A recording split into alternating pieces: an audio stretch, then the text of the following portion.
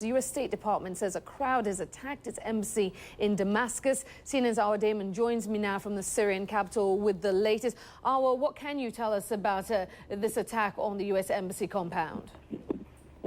Well, actually, I just spoke with a U.S. embassy official who was in Damascus who said that basically the building sustained some damage. No personnel were injured. The windows have been cracked. Graffiti was sprayed. The U.S. embassy side has been damaged as well. The official was also saying that the Syrian government was slow in responding with additional security measures. The embassy calling on the Syrian government to abide by the protections required under the Vienna Convention. The official also said that this was an unfortunate distraction because the Syrian government continues to beat, imprison, torture, and kill people who want to peacefully protest. The official said that he could not characterize the mob, but noted that it is still ironic that the government allows this type of a protest to go on, but won't allow protests where people have no weapons and are only carrying olive branches. The tensions between the U.S., especially the ambassador Robert Ford, and the Syrian government have been at an all-time high following the ambassador's trip that the government says was unauthorized to Hama a few days ago, Aisha. Just to be clear, was this contact able to clarify the status of the embassy right now? Is the situation under control? Is the embassy still open?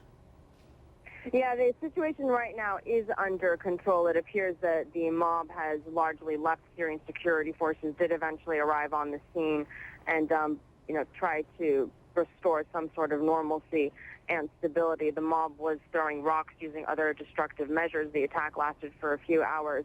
We are also hearing reports, we have not yet been able to confirm, that the French embassy sustained a similar attack as well, Aisha.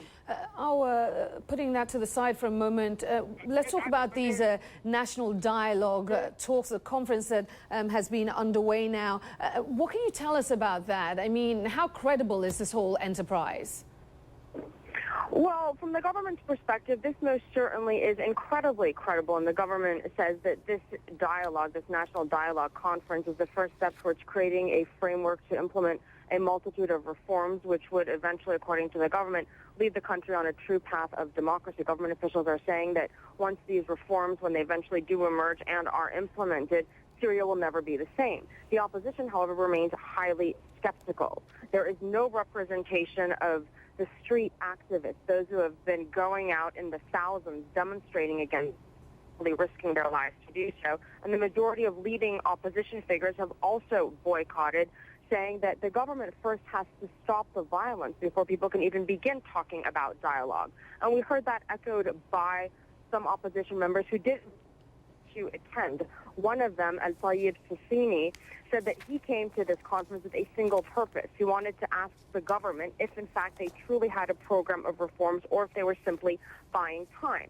He said that the government pledged that in this certainly did intend to implement these reforms, but there is still a lot of doubt and skepticism as the opposition here has heard similar promises from the government in the past. But the government, for its part, is really touting this as being a historic moment where for the first time in a single forum of voices are being heard. Issues that in the past would have not even been spoken about are now being openly debated. The government says that the opposition needs to give them a chance to prove themselves, but the opposition says that it is largely skeptical, very wary of this government, and that the demonstrations will continue. They're waiting to see if, in fact, the government lives up to that promise of ending the violence. Many people are indeed watching very closely. Awa Damon joining us there from Damascus, Syria. Awa, thank you.